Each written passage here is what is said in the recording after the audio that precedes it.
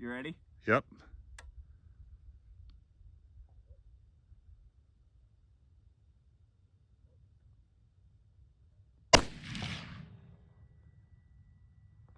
Well, hey guys, so we're back out, and you might remember Dylan from the original Hunt Simple. So the thing to think about, right, is he was 13 years old when we started that channel, and he just turned 21. So it's been super fun to have him be a part of all this. Now today out here, the cool thing is he brought his 300 PRC, and we're running some test loads through that. And I guess as we keep going through the day here, we'll just kind of share a little bit of a buildup of why he got this 300 PRC and kind of what he's doing with it. But he just sent a group of 3. What do you think? Let's run up and see how they were. Let's see what's going on.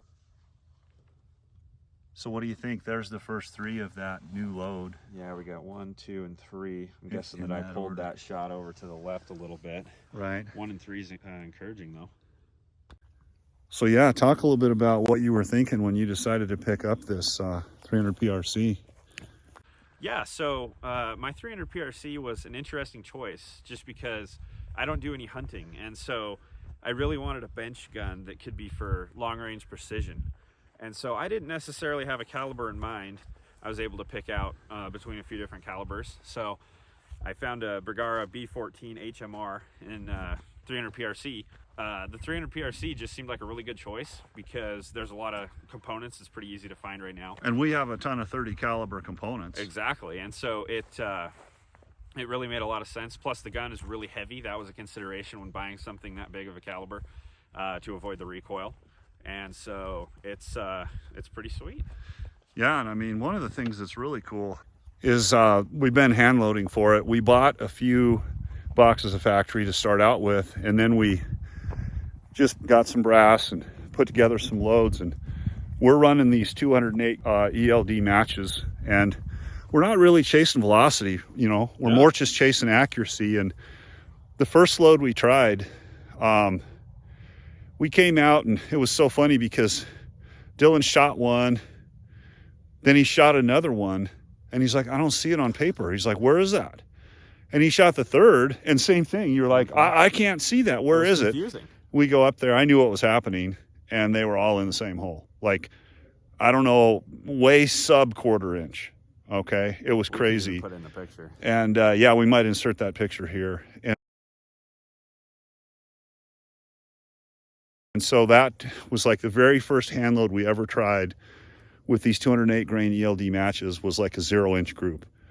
So we're bumping the powder charge a little bit today, running the same bullet, and we're going to see if we can get that same, you know, sub-quarter MOA type of accuracy. The rifle is really impressive for just a stock Bergara. Exactly. Well, there's the second group with that 300 PRC, 2 in the same hole, and those were the first and last, and then that one lower was the second. There's the third group with the PRC.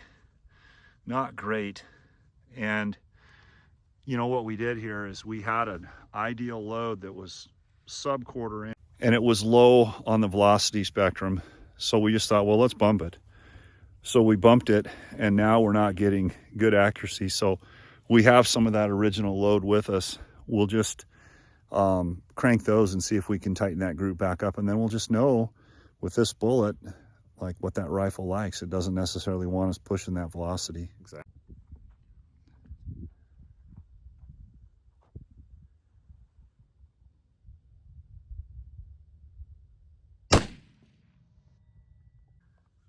So this was going back to the PRC load that we were red hot on, and those first 2 were together, and then Dylan sent that third one, and you knew. I think that was. You were like, you felt it go low, so did. inconclusive.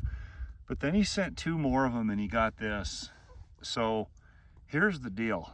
The variable here is it's a different muzzle brake, right? We were running the stock muzzle brake last time when we got those great groups, and we switched to a different muzzle brake. So we just took that off and put the stock one back on. And now we're going to run a group and see what kind of effect, if any, that was having. So yeah, we just, the brake that came with this was decent, but we had a buddy of ours tell us, hey, here's a better brake. And I think you're saying there is reduced recoil. Oh, for sure. It's a better shooting experience. But if it's going to screw up accuracy, then that's nothing we want. So that's kind of where we're at. We're going to send a few more through that PRC with the original brake. We'll report back on that. But, kind of back to what Dylan was saying, he wanted a bench rest gun. This thing's 12 pounds, just over 12 pounds, big 26-inch heavy contour barrel. Not too bad at the bench at all, and it's just been fun for us to build loads for something that neither one of us, this is the first PRC rifle we've had. And yeah, pretty much my first major centerfire your rifle. first, yeah, that's true. Mostly 22 long exactly rifles, so. 223 and stuff like that. So anyway, let's see what happens here. Well, there's a group of 4 of those PRCs, and with the original brake. With the original brake and the original load that we were getting super accuracy out of. The only other variable that I can think about is temperature. Oh. We shot those when it was about a 70-degree day in the early fall. A couple months ago.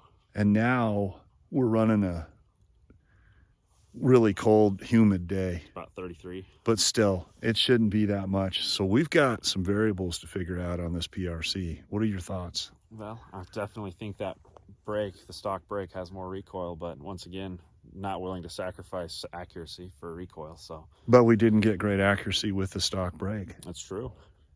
We may have to fiddle with some loads a little bit more. Maybe we have to also check all the stock screws on that. I've still got a bunch of factory Precision Hunter to try. Factory, that's true. And now that the rifle's kind of broken in, maybe we deep clean it and we check all the tightness of all the stock screws and everything too. Exactly. All right, we'll figure it out.